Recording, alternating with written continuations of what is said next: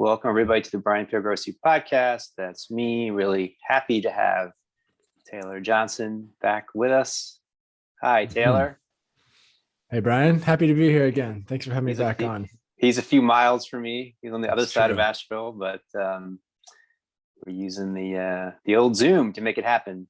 Yep. Yeah, really happy to have you too. Really grateful. I think there's going to be some really exciting, interesting, provocative stuff we're going to dive into this afternoon. Why don't you start off just telling people what you're doing and how you got into it? Yeah. Okay. So let's see the short introduction. Long story short, I am a guy who used to struggle immensely with sex in my early 20s, like sexual anxiety. I would even avoid women because I was afraid of the moment that would happen once we actually got sexual.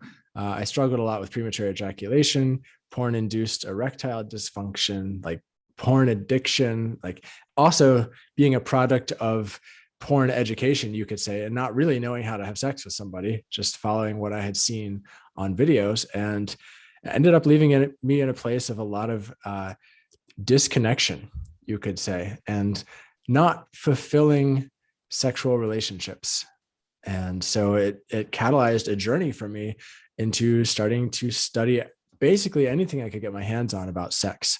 And also like anything I could get my hands on that was combining a study of sex also with a study of, you could call it spirituality or energy or something in the esoteric realm, because meditation and yoga and spirituality had always been a really important part of my life up until that point. And you know, the realm of sex and spirit were two completely different things in my life, and there was no crossover at all. And that journey began a long process of diving deep into myself and healing this sort of, I would say like almost a wound of disconnect. And, you know, over 10 years later, here I am now, like I'm basically the person that I wish I had when I was in my early 20s. You know, and I've made online courses for men to go through to overcome premature ejaculation, to learn how to have all kinds of other pleasure, and to really like do the modern art of brahmacharya, which is an older term, basically just that means being really intentional with your life energy. And part of that for me also means to not ejaculate every day. And there's some really practical reasons we can get into if we want to, but that's the long short of it. You know, I was a professional photographer and filmmaker for about 8 years prior to this. And then I realized that all I really wanted to do was talk about sex and energy and interpersonal type stuff. And those were all the books on my bookshelf too. And so here I am. Now this is what I do full time. I talk to men every day about sex, and I'm happy to be here with you right now, and happy to be here with you also, the listener. Thanks for joining us. And I'm fascinated to see where we go. And that root core issue, to me, I know that's your mission, and my own way, I feel like that's a mission for me and other people that we're connected to too, is this division between spirituality and sexuality. And it's like, why is this division here? Yeah. And realizing that division is causing a lot of suffering, to put it, I guess, to get the bottom line of it. Yeah. And how do we bridge that division and bring those two things together? So what have you discovered? So there's kind of this realization of, hey, these two things are separated. Why are they separated? Mm-hmm. And how do we bring them together? And this is, people use the word tantra, you know, mm-hmm. often to this kind of realm. And what have you discovered is like how people can bring these two things that seem so separate? Many people's religions have taught them that these are separate things, and it's a sin to, you know, have sexual thoughts or so mm-hmm. forth and so on. How do we bridge these two things together? Oh, it's simple. You just meditate about sex every day for an hour. Meditate on sex. All the problems will be solved. Man, if only it were that easy. There's so many different approaches, you know, and everybody has such a different background that they're coming to the table from. So there's no one size fits all type answer to this. I guess I would say, with the exception of talking about it. Like as a society, we have to talk about sex. We have to talk about sex. which is what we're doing here. We have to normalize the discussion of it, the good stuff, but also the challenging stuff and the painful stuff and the shameful stuff. And I think this is where so much of the pain and the suffering comes from, is that there's maybe, you've had an experience, or maybe I had an experience when I was younger that we feel some shame around, or some sort of like discomfort around, and then we never talk about it because, oh, we can't talk about sex, it's bad, like I should be able to manage all my feelings on my own. And we bury it, and then it festers, and we never deal with it, and then all of a sudden it shows up in every relationship that we have, and then we have like the same problematic patterns playing out with each romantic partner. And so that's not really so much how we deal with it, but that's kind of like how I see it happen, and how I see that it happened in my own life too. And so talking about it and normalizing it can be a good first step, like we're doing right now. Yeah. And I think why the talking about it is so important is because it seems like this whole journey to me is about going from the unconscious to the conscious. When we're unconscious, that's when we do things that we regret, or we wish we would have done differently, or we cause harm to ourselves or cause harm to other people.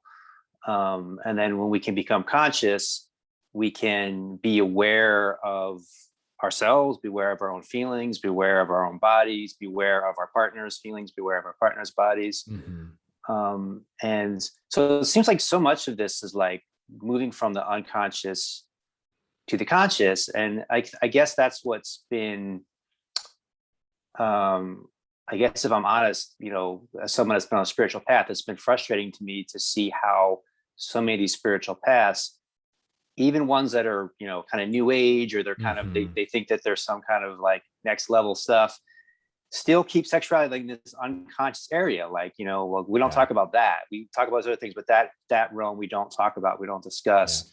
Yeah, we'll talk about ascension, we'll talk about meditation, we'll talk about ecstatic experiences, but when it comes to sex, nope. Yeah. And I think another thing that you and I've talked about before, but I think it's really important to bring forward here, is then if spiritual people do talk about sex, then it tends to be like, oh, it's this very soft, very gentle, very subtle, which is great.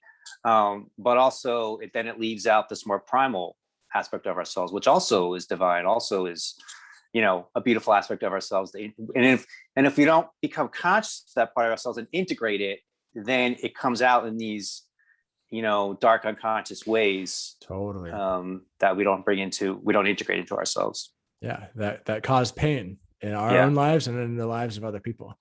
And I think this is a two-part thing, and possibly the second part of this conversation is, yes, talking about it. And then number two is we actually store a lot of these things in our bodies, and we can work through different somatic practices to unearth them. But before getting there, just to actually talk about it and normalize a few things, I'll say a couple of things. Like, I like sex. I had sex with my partner last night. It was great. I like anal sex. I like sometimes group sex. It's very rare to have that be something that works out well, but when it does, the few times it's happened for me, it's been beautiful and magical, and just as spiritual as a deeply meditative experience, when done with the right people in the right context and the right container. And also last night, my girlfriend had her finger inside of me in my anus, and it felt wonderful. And we were breathing together, and we were totally present with each other. And she was, you could say, moving energy in my body with her other hand, running her other hand up from my genital area up to my heart. And it was this really cool kind of combined sexual experience with energetic presence practice and a somatic body practice at the same time that was super sexy and really deeply full of connection and reverence. And I think that, like, what makes something spiritual? It's the intention and the connection and the presence and awareness that's in any particular moment, Yeah. And sexual energy is like an infusion of energy, right? So this is where, like, people who've looked kind of more deeply at the human conscious human psyche will say, like, your sexual energy is connected to your power. When you cut off your sexual energy, you're cutting off your power, because it's like power is energy, energy is power, sexual energy. It comes from the root, our first and second chakra. So it feels like the more we're turned on, the more we're kind of opening up our channel and the more energy we're bringing in. And I'm just kind of thinking about it in real time. And I think it's almost like there's so much energy coming through us that it can be easy to kind of contract or close down or be afraid or be like, I don't know, the sense of like losing control, right? Yeah. Which is like the gift of sexuality, of orgasm, is the sense of being able to just fully let go. And I think this is where people can have even like what we could call like enlightenment experiences. There's these kind of spiritual experiences where it's like, oh, I've transcended my ego. I don't, I've lost the sense of a separate self. I feel like I'm one with everything. These things happen in sexual experiences at times. And if we could like kind of acknowledge that and appreciate that, we could actually kind of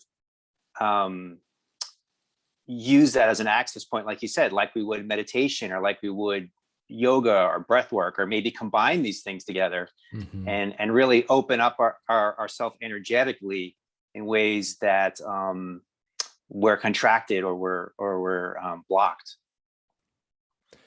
Yes. Do you agree with that? Yes, I absolutely. I mean, I don't think I have like, that's a complete sentence right there. Like I agree. Yeah. Infusing these sexual experiences with presence and intention is gold. And it doesn't always mean that you have to be having sex, in this stereotypical new age way with like soft music, new age music playing and candles and all this stuff. Like you can do this in, while experimenting with power dynamics and power play and BDSM and spanking and slapping and all this stuff too. Could be just as spiritual as the sort of more slow lovemaking. It depends on your level of intention and awareness when you're in those moments. Let's talk about, since you brought up the power dynamics and BDSM, do you find that there's something particular about that kind of play or that kind of exploration that opens up particular things that are powerful and beneficial? Yeah. And I'd say like, I'm not prescribing this to everybody who I talk to, but there's definitely something amazing about exploring the dom sub dynamic within a sexual encounter. And it's to speak from the perspective of somebody who's, maybe we should just clarify those terms real quick, for anybody listening up front. Dom sub dynamic is kind of what it sounds like. There's somebody who's in this particular moment agreeing to play the role of the person who's in the domination role. So they're going to tell this other person what to do, or maybe they're going to physically do things to this person. And the submissive person is going to basically just do what they're told, within a certain framework of agreements or boundaries that they've set up beforehand. And there's usually a safe word as well. Someone wants to stop or play. Yeah, there's usually a safe word, and there's always a conversation beforehand that happens that establishes the boundaries and the limits and desires and fears, of everybody in this context, so that when you have this conversation and you create this scenario, some people call it a scene that you go into, for the person who's in the submissive role, there's something so magical about completely letting go of any sort of control at all and just surrendering completely to being in the moment, in their body, doing whatever they're told, within their comfort zone. And the experience itself of just being in that submissive role can be incredibly healing and powerful for somebody, and rejuvenative and full of pleasure. And the interesting part about it is ultimately the person in the submissive role is the person in control of that moment, really, because they can say stop at any time, So there is a sense of control. Even though they're quote unquote out of control, they're very much in control. And that is another potentially healing dynamic for people. And also it can be really healing and pleasurable to be in the domination role. Like there's something super sexy to be looking at your lover and say like, I want you to bend over right now and touch yourself. Or like, I want you to do this to me, or I want you to do that to me. And it's like, it's for somebody, especially if you're not used to being in that role, like to embody that space and embody the type of presence and conviction and confidence and care that it requires to hold that space really well. Like that can be a healing experience too. And when I say the word healing, really, I'm talking about like anything that helps you feel more whole and good as a person in the world, and that helps you show up more fully in any given moment in your life, that helps you be more free or easeful in really any scenario. And that's kind of the magic of sexual healing, is that when you have an experience that opens your heart or opens your mind sexually, it almost always translates to something else in your life that's really powerful, that's not necessarily sexual. That could be like a business relationship or a family relationship or something like that, because we're sexual beings, and our sexuality is not isolated in a little box down in our genitals. Yeah. So just to echo, I think you said something really important there. So the sexual healing is like is an avenue to kind of open to your wholeness of who you are. So somebody could be, have a real problem letting go in their life. Maybe they're like a control. They feel like they're kind of, they have trouble with control. They want to control things. And so, having a conscious, intentional way to go into or maybe they're have a job where they're the manager and they're always having to, be in charge of everything. Mm-hmm. So having a dynamic where they can be in a conscious, intentional way, just surrender and let go, can be really healing and opening up this part of themselves that they haven't been able to fully access in their life, or vice versa. Yeah. So yeah, I think like sexual role play, just whatever that is for you, like, being a police officer or being whatever it is, this is this part of me that I haven't been able to fully integrate, that I want to be able to step into that. And by stepping into that in a way that's conscious, intentional, and safe, and there's parameters around it, I can integrate this part of myself. Or maybe I've had a trauma in a certain area and I can heal that part of myself by going into that. Yeah. I think that's really powerful. Yeah. It's super powerful. And I really like how we're in this moment normalizing and clarifying like what is actual sexual healing. It's not like you have an experience and all of a sudden a blue light comes in and you can speak another language or something like that. It's just like, yeah, you feel more open and easeful and full as a human. And that is inherently healing and will have a ripple effect, throughout your whole life.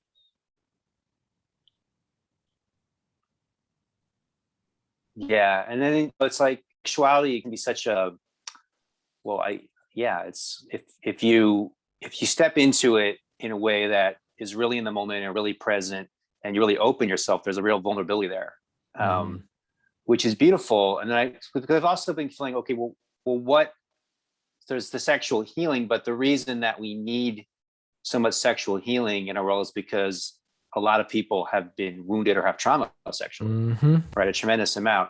So it's like, well, how did that happen? Why did that happen? I don't have all the answers to that, but I think one thing that's just really natural is that you're really vulnerable. You're in a sensitive place, and when you're wide open, and then if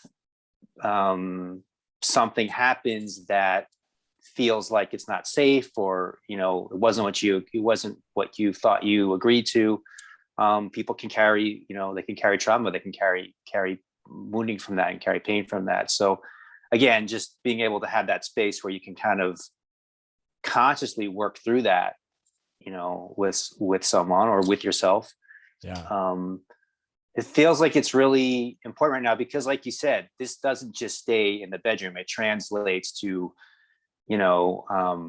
applying for a job, or it translates to making how you make money, or it translates to how you take care of your body. It translates to all these different areas of our lives.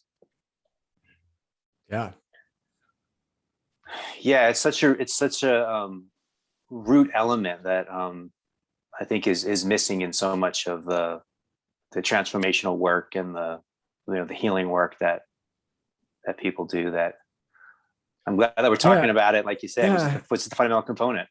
Yeah, it's interesting. Like I don't, as a practice, generally like to talk bad about things. I don't want to talk bad about any particular thing right here, but just to name a pattern that I see is like, I've seen a lot of people in this sort of spiritual or new age world, like go to all these workshops and all these like mind opening, heart opening, spirit opening things. And then they get, they come back with this like, oh, I've discovered the meaning of this. I feel connected with that. I'm one with the divine, whatever. And then they like get into a sexually abusive relationship with another person, and then they get into another sexually abusive relationship after that. And it's like, it's frustrating, and it's also mind boggling. And it's also understandable to me that all of these things are happening because I think people don't really know how to talk about sex or even how to address it in a way that is safe, that actually can provide healing.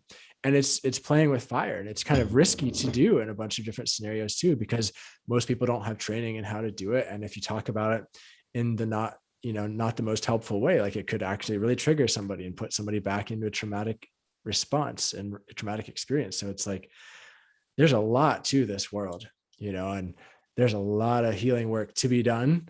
I don't know that it will all ever get done, but it's rich. It's the potential is there. And something came up to go ahead. Well, something came up to share, like to give a personal example of something that was really sexually healing for me. And for me, this like raises more questions than it necessarily answers. But I remember a few years ago, I ended up getting you could call it a full body tantric massage, right? It's kind of like the pop culture name for this is like full body tantra massage or whatever, which basically meant that I went into this session where this person massaged my whole body, including my penis and my testicles and my perineum and my anus and like all these areas of my body. And with the intention to create full body healing. Like the session was not about me getting off. It wasn't about receiving sexual pleasure, but it was about receiving full body loving touch. And if sexual pleasure arose, that was fine, but that wasn't the goal. And for me, it was this amazing experience of, yes, the first hour was just like a traditional massage over my whole body. And then the next bit was touch on my genitals and anal and pelvic region. And it was this experience where I could tell that this person, they weren't trying to get me off. They weren't trying to pleasure me. They were trying to like give me just loving therapeutic touch, healing touch in that area of my body. And it was so deeply moving and healing to be touched in that way without having to perform or without like knowing, like without thinking that I had to give anything to this person, without feeling like I had to achieve an erection or not achieve an erection or anything like that. And it hit me that like, after over 30 years of my life, this is literally the first time when my genitals have ever been touched in a loving way that has no goal attached to it, And that was like, it brought me to tears in the session, honestly. And it was a deeply healing experience for me in the sense of it gave me a totally new reference point for something that's possible that I had no idea that existed. And it allowed me to experience much more like full body acceptance and ease and love for myself and all parts of myself. And it's like, if you go to a top of a mountain, you never forget what it looks like at the top of a mountain. And I'll never still to this day forget what it felt like to have complete full body touch without an agenda in a loving way. It was amazing. Yeah, that's such an important point. I'm really glad you brought that up.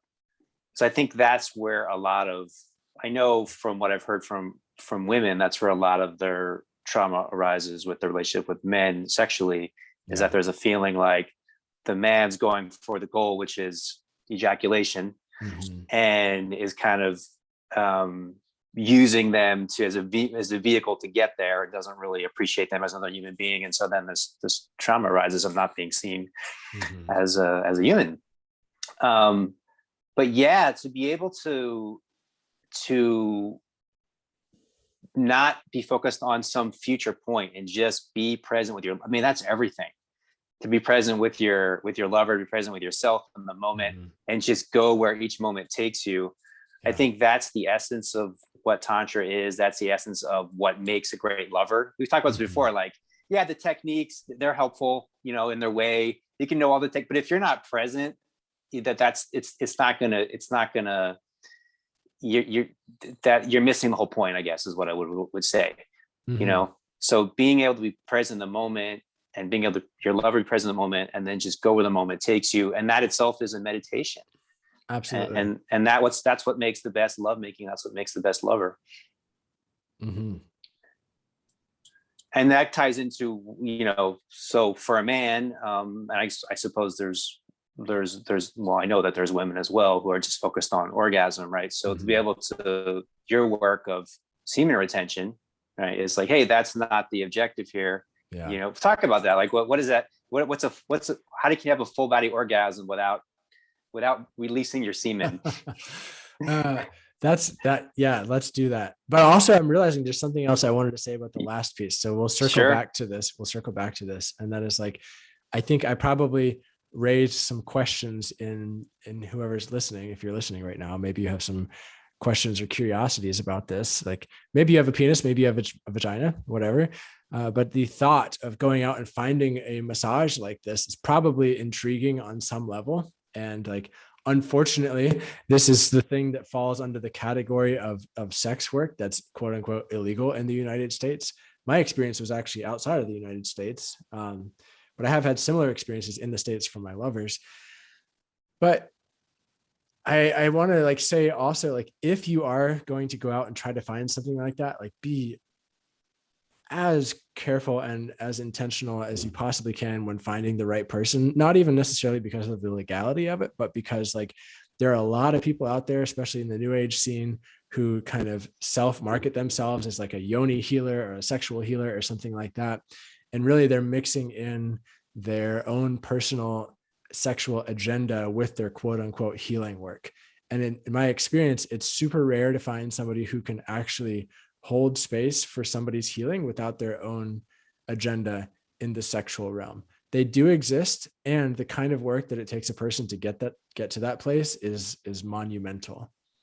And I think that maybe goes without saying, but just to like add that word in there, like it's such a valuable experience if you can get it, and also approach with care. Yeah, and I think we can add too that in the meantime, until you find that person, and that person could be, end up being your lover or someone you're in a relationship with, but there's a lot you can do by yourself too, to connect with yourself and be goalless with yourself, and sure. Get step in that practice within yourself. Yeah. So a concrete example for that, and one that I had a ton of resistance to at first and didn't do for a while after somebody told me it would be a good idea, but eventually did maybe a month later, was self-pleasuring, fully naked in front of a mirror, like looking at myself and trying to be in complete pleasure while looking at my body and my penis and my eyes and all this stuff. And it was a very confronting experience, very uncomfortable at first. And this person who told me about it said, just stick with it. Like, see if you can make it 20 minutes, 30 minutes without quitting because it's so uncomfortable, and see if you can relax into it.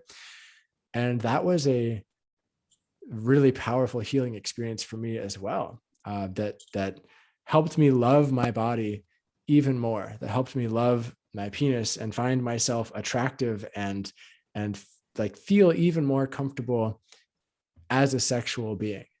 And I encourage everybody to try this. Like, just stand in front of the mirror, self-pleasure. You don't even have to start with your genitals. Like, get some coconut oil and massage your shoulders. And if you're having trouble finding something that you appreciate about yourself, like maybe you just notice the color of your hair or the color of your eyes, or start small and then start saying to yourself, like, wow, your eyes are so beautiful, or wow, like your cheeks are so rosy, or whatever, and if you approach it as a practice, it can be really profound and like super pleasurable as well.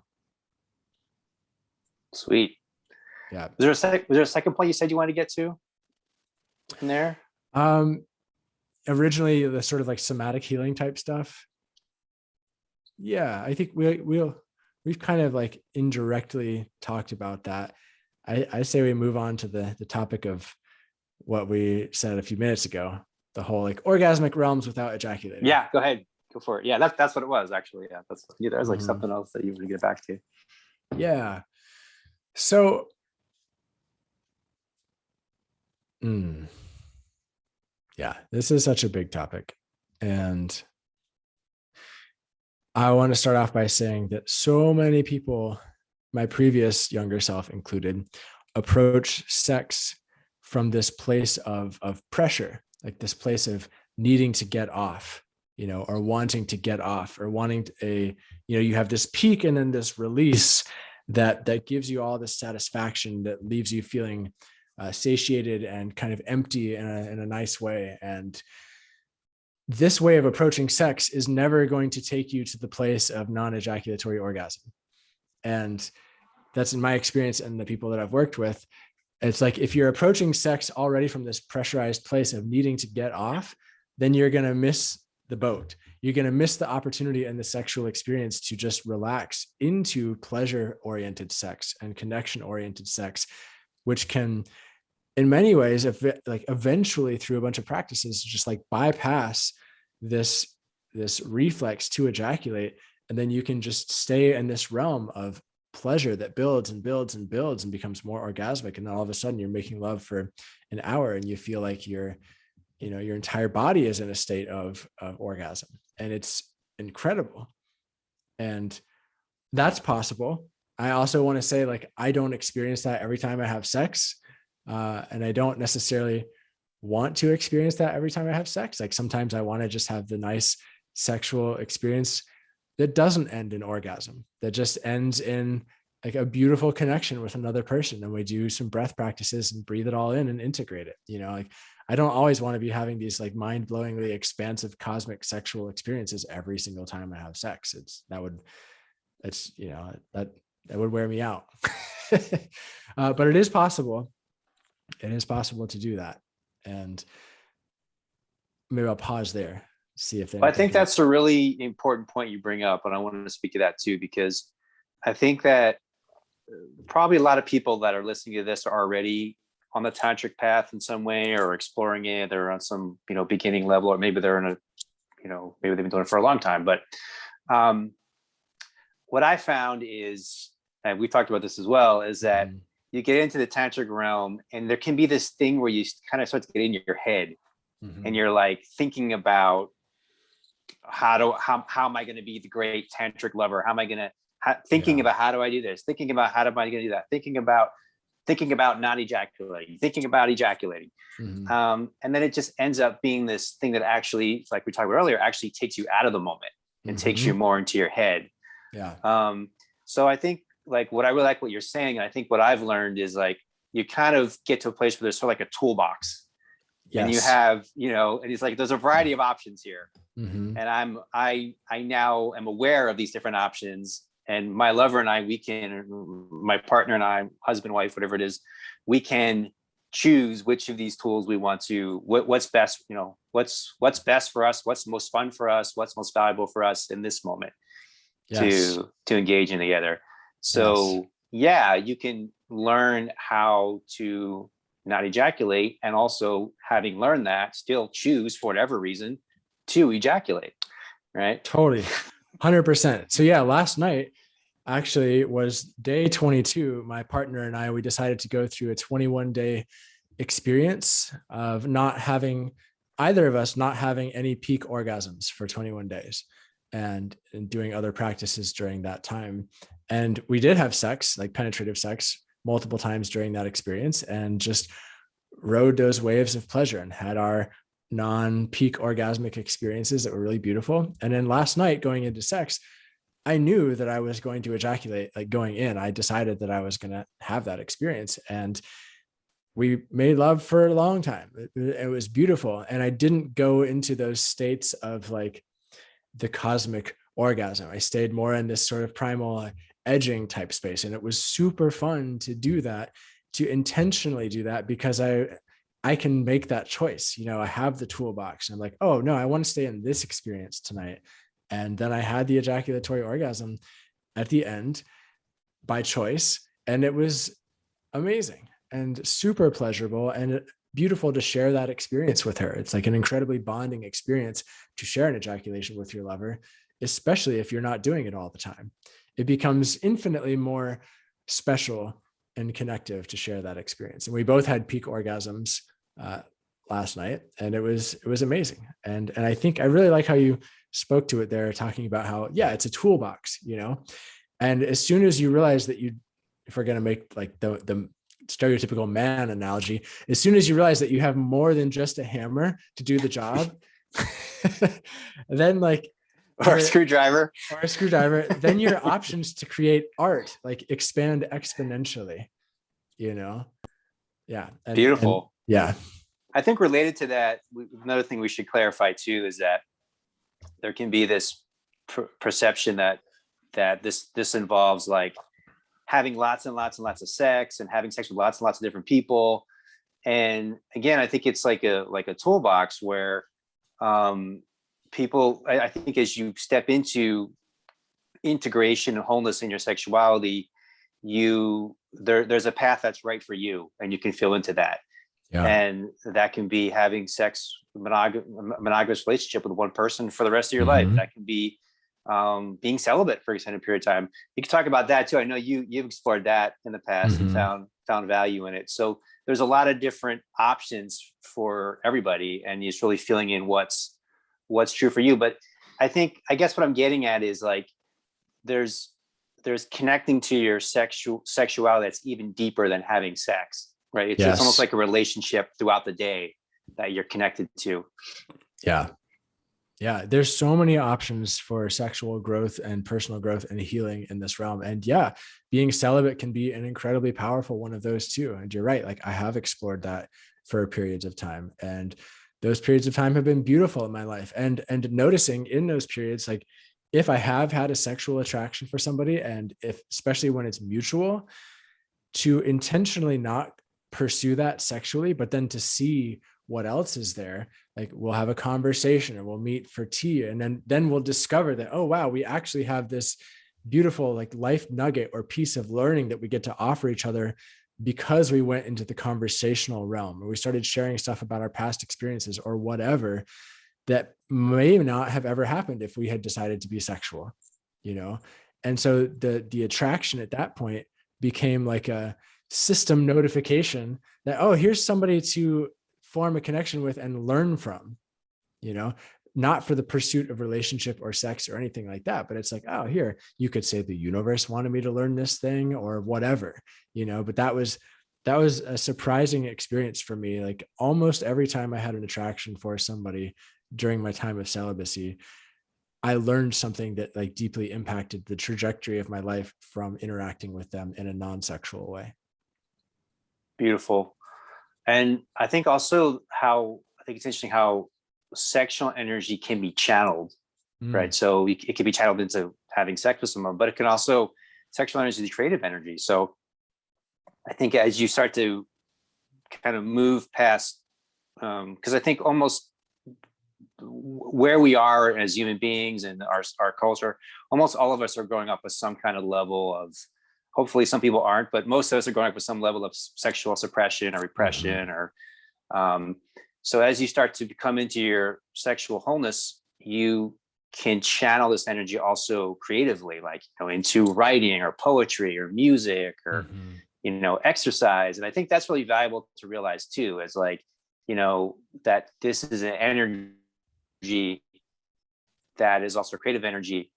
And like I think like I'm thinking right now of like a lot of the great like rock stars, throughout whatever the last 50 years or something. They have a lot of sexual energy, generally speaking, and the reason they're so successful and they're so, they've positively impacted so many people is because they're channeling that energy in a way that really, makes this profound difference in people's lives. And so I just think that that's important to recognize too, of like this energy, how we can channel it and do amazing things with it. Yeah. And I think to speak to the rock star analogy for a second, like what's happening there when they're on stage, what's happening when they're really in it. And it's like, they're having an internal subjective experience of being incredibly alive. Like they are more fucking alive than you could say most people in that moment or something, or how to say this non-comparatively. Like there is a something like a current that's moving through them, that's just flowing, that's beautiful and it's attractive and it's powerful. And this is the creative energy. This is the life energy. This can be sexual energy, or it can be musical energy, or whatever, like you can put it into a painting or your business or something like that. Though I will say, like, never have I before been editing a financial spreadsheet and feeling sexually alive. I haven't figured that one out yet. Well, I think that's a good point though, because that's not generally like a creative thing, right? True, but I find like when you true. access creative energy, then you're accessing this kind of like lower, it's coming up from your root, your first and second chakra. Yeah. And it's not just this kind of head thing that people can get caught in our culture. Totally. Yeah, for sure. For sure. Yeah. And then that brings us into like, just general embodiment and the importance and the value of that. So much of spirituality is not bringing that embodiment component. So I think that's that connection. I think you just kind of find is if you're on the path of wholeness, it's like, oh yeah, well, we got to bring the body into this as well. As much as one can with whatever body they've been given, for sure. Yeah. And it's, I talk with a lot of guys about sex regularly, and I get emails from guys constantly asking me like, oh, what about this thing? What about that thing? And remember one I got not too long ago from a guy who was saying he was experiencing whatever problems in sex and started describing his lifestyle. And I got this hint like, so I asked him all these non-sexually related questions, like, how much water are you drinking throughout the day? Like, are you getting up and going for walks? Like, this guy he's a super successful computer programmer. So he sits all the fucking time, which is horrible for your health, So I was like, dude, you have to get a stand-up desk. You have to like start moving your body regularly. You have to hydrate adequately. Like, you have to be in your body. You have to embody this creature that you are, because sex is an embodied experience. You can't intellectualize your way through a sexual experience. And if you don't have a reference point for being, at least somewhat healthy in your body, like, how do you expect to have a really positive embodied sexual experience? And turns out, without any sort of fancy sexual techniques or practices at all, like starting to become more embodied, starting to drink more water, like cutting out shitty fast food, this guy started having a better sex life. Like, bing, light bulb. That shouldn't have to be a light bulb, but unfortunately it is, because of our society doesn't talk about this stuff. But I really I enjoyed that interaction a lot. And it reminded me of the power of simple, just healthy living. Are you alive? If so, you're probably going to have better sex than if you weren't feeling fully alive. Mm-hmm. And if you're more connected to your body, you're going to have better sex than if you were disconnected from your body. Totally. Yeah. Yeah. And which is interesting. Sorry, my mind just went to porn for a second. Like, porn, one of the greatest. God, do I even use the word epidemic right now in 2021? I don't know. Porn, one of the biggest problems of our time. Like, it really, for guys and for some women, like it creates a disconnected experience, like where we're not, for the vast majority of people who watch it, like they're not embodied when they're looking at porn. They're just staring at the images on the screen and like touching their genitals without breathing deeply, without making love to their whole self. And it's a recipe for disconnection. And that's a whole other potentially like 5 podcasts we could go into, but just kind of like drop that one in there for a second. Yeah. Well, I mean, I hear from people too, and I know that, there's a whole variety of addictions that are problematic right now, but porn addiction is one, and the lockdowns definitely didn't help with that. That exacerbated the situation for people. Yeah. Lockdowns have made it rough for a lot of people, for sure. Yeah.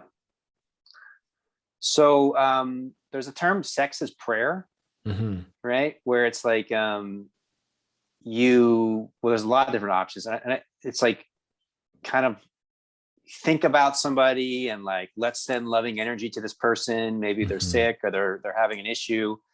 I've heard also people use sexual energy to kind of bring abundance into their lives, or kind of manifest something for themselves.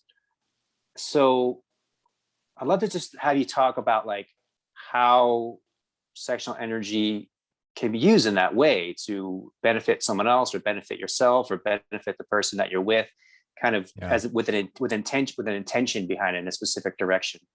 Yeah. That is an interesting one. Sex as prayer. There's so many different ways you could take that. Like, one of the ways that I generally take it in my own life is that anything can be prayer, right? Anything could be prayer, and sex could be prayer just as much as sitting on a cushion and bowing down and meditating can be prayer. I did recently experiment, well, within the past year or two, like start experimenting with an active, different kind of sexual prayer that has been really interesting and juicy for me, which has only come up in self-pleasure. Like, I've been exploring this in the self-pleasure sessions where, like, I'll close my eyes, I'll get really into my self-pleasure, which is a different way to talk about masturbation. And I'll imagine that I'm actually making love with life, and that I'm making love with spirit or God or goddess or whatever you want to call it. And I'll just go into this deeply prayerful experience by myself that's actually with something that's much greater than myself. And it's been profoundly moving, profoundly prayerful. And I'm not going in there with the intention of like, I want to make more money with this sexual energy, or I want to manifest this car. It's more just like, I'm going into the experience of prayer, into the experience of reverence. And if something comes out of that, great. But like, how do I show up in reverence for life and pleasure at the same time? And that's been a really powerful experience for me. I love that. Totally love that. I think to me, that's like the bottom line of what the Tantric Path ultimately is about. It's like, there's making love to your partner, learning to love yourself, but then there's like this meta level of like making love to the universe, and every moment. The pathway into that. Yeah. And that's beautiful. And I will say, like, I've been curious about the people who say they can masturbate their way to riches. I've never personally had that experience, manifesting a car or money or whatever through masturbation or sex. Supposedly some people say it's the way of the future, but I haven't experienced it yet. But one thing, like, I will say that I have experienced or experimented with my partners is, there's this term called transfiguration that I learned in a tantra school that I studied a while ago. And it's where, like, my partner and I will intentionally go into the sexual experience with the intention to see each other as more than just our ego identities or more than just our bodies. And so, like, one level of this could be like, I see my partner not just as woman, but as all of femininity, or as goddess, or as life. Like, you are life. You are the embodiment of life. You are no longer just this name. Like, you are something much greater. And when you can both access that and feel that legitimately, then lovemaking takes on a whole new depth and realm of exploration and prayer and reverence that's magical too. And that can be transpersonal and psychedelic, really sometimes, like, without any substances involved at all. And that can be a really beautiful way to practice prayerful sex with your partner too. And it's not saying that, like, you're not doing it to bypass the fact that you don't like something about your partner. Like, we're doing it for the sake of growth and expansion, and ultimately more connection, because you both have, like, I think that should be clear. Yeah. There's like a transcendent, I guess, like, the thing about, for me, meditation and sex. So meditation, what is the intention? We could say a lot of different ways, but let's just say the intention is to kind of like quiet your mind, or maybe get to a place where you're even free of thought, Yeah. And when you get into a really ecstatic sexual experience, that's what happens. You're kind of like, your thoughts just disappear. It's like, where am I? Who am I? What's happening? That's, to get in that kind of a space is that transcendent space, which is, if you can bring awareness to it, it is the space that transcends the ego. So I think there's so much powerful stuff there that people can open to in realizing that. And instead of avoiding, people on the spiritual path, instead of avoiding it as some sort of sinful, horrific thing, it can be embraced as something that is a practice that deepens you in your connection with God, spirit, source. 100%. 100%. Yeah. And I grew up going to a Christian church regularly, and we never talked about that. And I'm here to say that it is possible. It is possible. And I think there are even some Christian mystics who would say that within that belief system too, there are possible ways to experience this. But I'm not in that camp. I can't particularly speak to it, but there is some stuff there if you look it up, supposedly. That's actually, now that I'm saying it, I'm realizing, I'd like to do some more research in that just to understand that perspective a little bit more. There's a fascinating book that I would imagine, well, I'm not going to qualify it. The Magdalene Manuscript is a really, I was just going to say the same thing. It's a really interesting book on the topic. I think that is kind of a new pathway that moves through Christianity, because I guess in the classic text, she was a prostitute, right? Yeah. So it's like this kind of new reframing that brings in the feminine, brings in sexuality, and connecting to God through that pathway. Yeah, it's a beautiful book. And like, I know it's not going to resonate with everybody, but as somebody who grew up in the church, like the first couple pages when I started reading that book, like I had some tears well up in me, because it completed a circuit that I had always wanted to be completed all growing up, that I never had, that I was like, fuck Christianity. Like they're all just like saying shit that they don't do. Nobody in this church is actually acting on the things that they're talking about. Like it's all just a show. Like that's really what it felt like growing up, And then, I know that's not everyone's experience, but that was my like youthful angst. And so to read that book was like, wow, okay, I can start to like have some appreciation for this again, for this alternate possibility, Yeah. It's a beautiful book. Yeah. I want to bring it back to the manifestation component. Yeah. So the idea is that you're getting into you're getting into a place of sexual ecstasy. Mm-hmm. So let's think of it like this. Like if you're like really depressed and you're really down, and you're like I know, like I'm trying to think of the intentions. I know some of these intentions are egoic and they're trivial, but like let's say you are someone who's in poverty and you want to kind of get into a bigger wealth consciousness. So you're depressed, you're feeling down, and you're like I want more money. Nothing's really going to come in that kind of a state. Mm-hmm. Right. So the philosophy is you get into an ecstatic state, sexual ecstatic state, and you're like, oh my God, I feel amazing. I'm wealthy. I'm, you can kind of, you're in a place where you can implant things in there, and in that space, because you're in this ecstatic, open, boundless place, that then you can focus on something. And then that kind of becomes like a set point, a way to kind of transcend limiting beliefs using sexual energy. So it's like a fascinating thing, because it ties into this kind of law of attraction principle of like, I forget how they phrase it, but basically the emotional state that you're in affects your ability to manifest things in your life. Does that make sense? Yeah. Well, in as much as like the emotional state that I carry to a business phone call is very much going to determine the outcome of this business phone call. Like that's where my mind goes in the practical way in terms of how does manifestation. Like if you came to this podcast and you're like, I'm really grumpy, I'm pissed off, it probably wouldn't go well. People probably wouldn't receive you as well as if you're like, I'm feeling good, I've taken care of myself today. It is kind of practical in that way. Yeah. I get that. I get that for sure. And it brings up a lot of, should do another podcast about manifestation. Well, we have a mutual friend, Brad Leaf. Yeah. And he's talked to me a lot about this. So his idea is like, and I guess he's worked with it. I haven't worked with it myself as much, but it makes sense to me.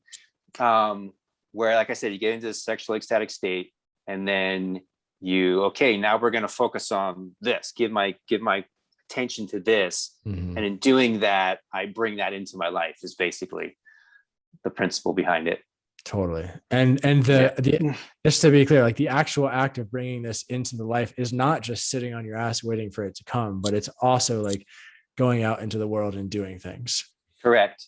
And I would say like, there's I think sometimes people don't realize the opportunities that are there because they have a limiting belief that they're closed to it.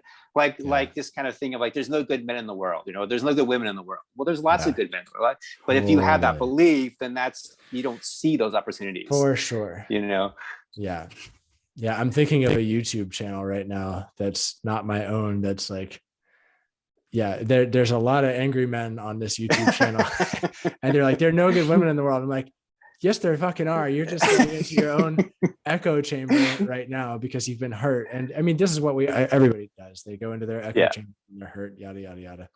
But I don't want to be like, rude, but I think there is like, sometimes it's valuable to be blunt. And it's like, well, there is none for you because you're not allowing that into your life.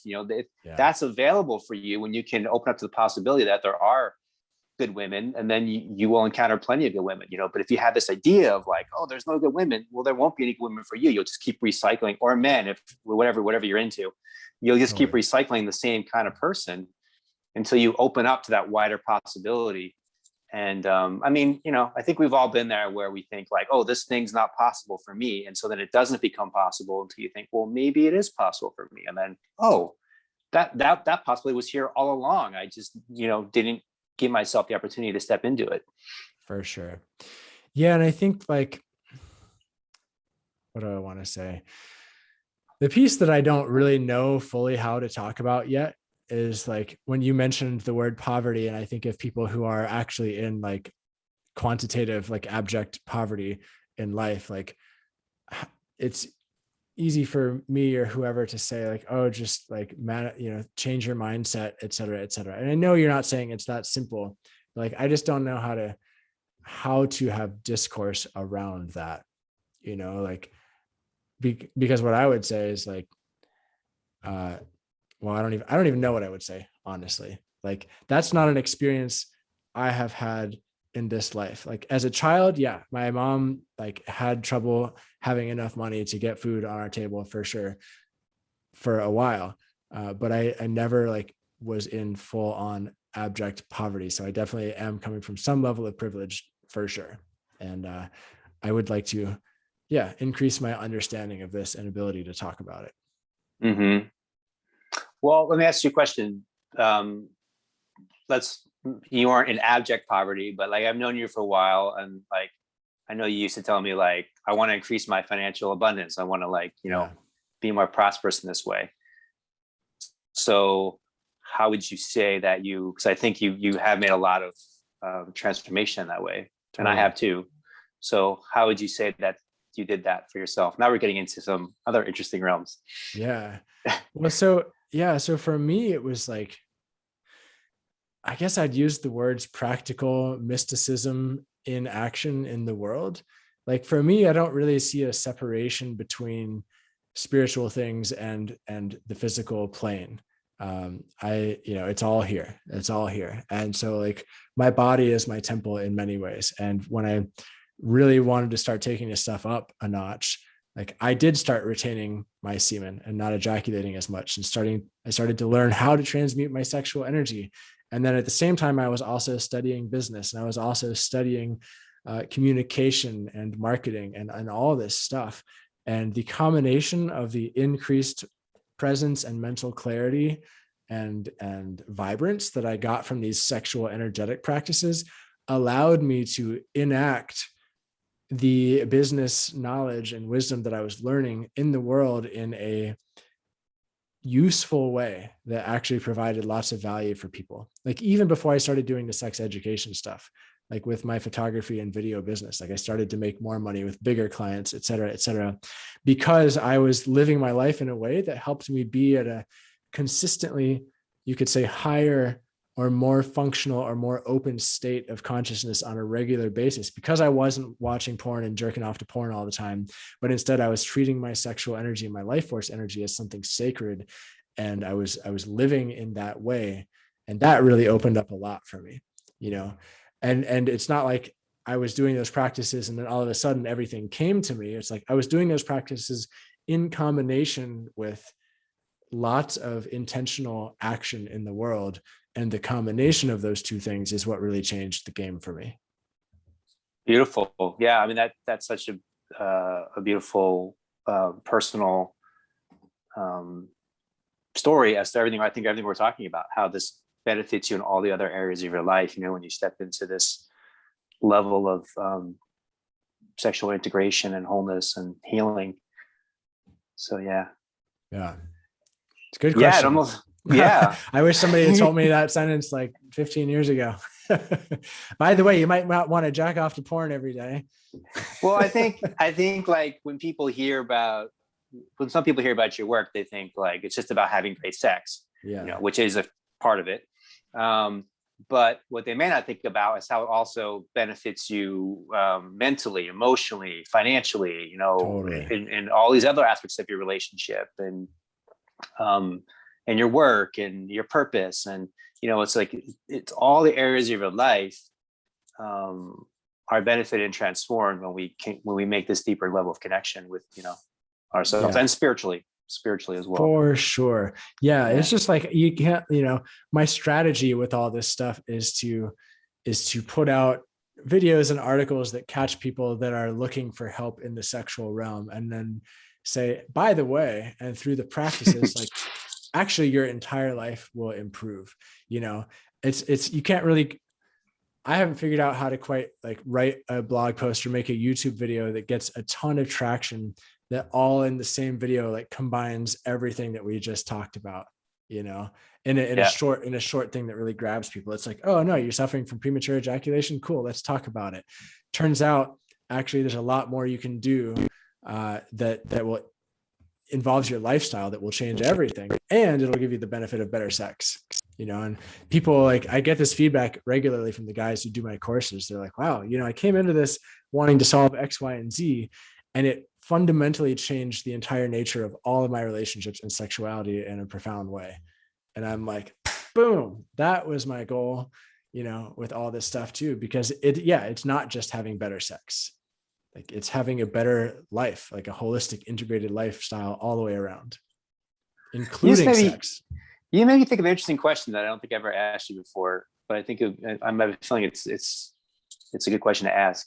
So obviously, connecting with yourself sexually this way and integrating and coming to a deeper level of wholeness, it's going to help you with your lover. Have you found any benefits between heterosexual men that are friends? That there's some kind of, is there something that can happen there that's valuable or beneficial by connecting to oneself? Does that make sense, that question? I think so. Like, are you asking, like,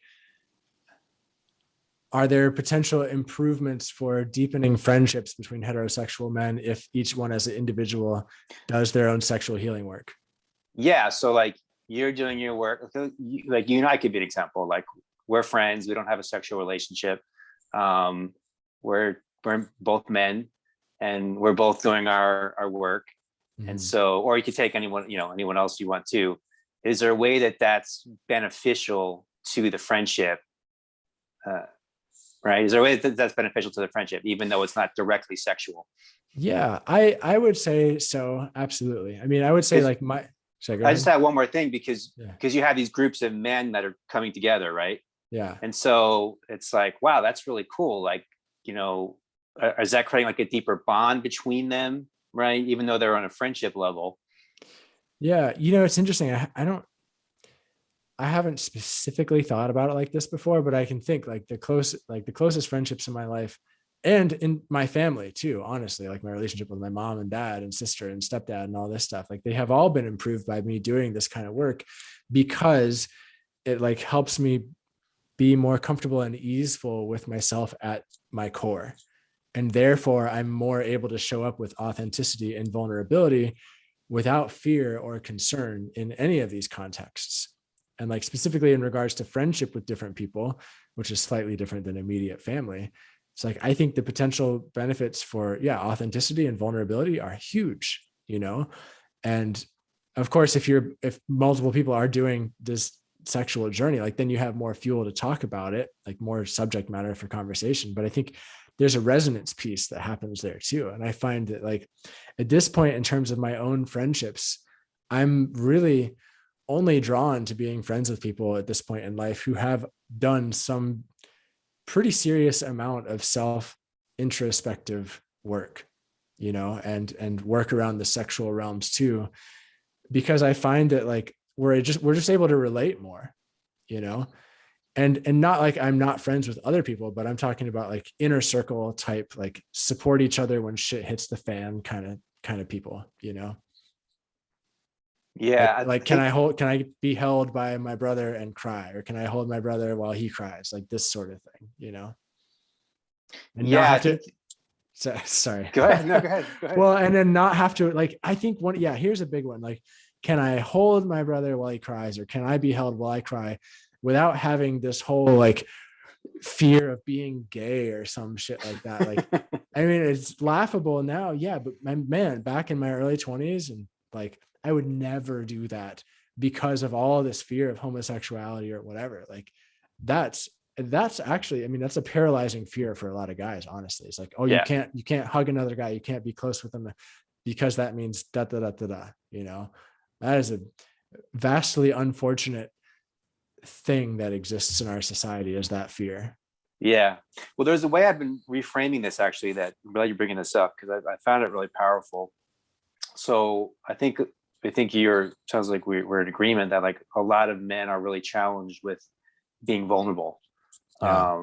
And then there's like a challenge to being authentic, so, and I love the way how you articulated that.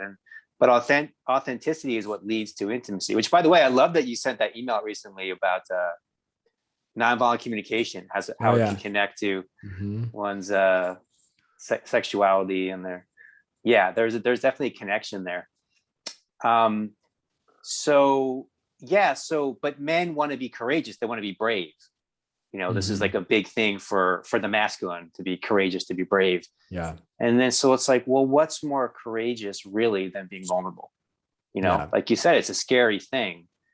So it feels like you're creating this place that, as men connect more to this, to the more consciousness with their sexuality, you become more authentic, and then you become more vulnerable. And then you can create deeper intimacy with everybody in your life. For sure. Yeah. And I'll say, like, I can trust somebody much more if I've seen them completely break down in tears and be held and allow themselves to be that vulnerable.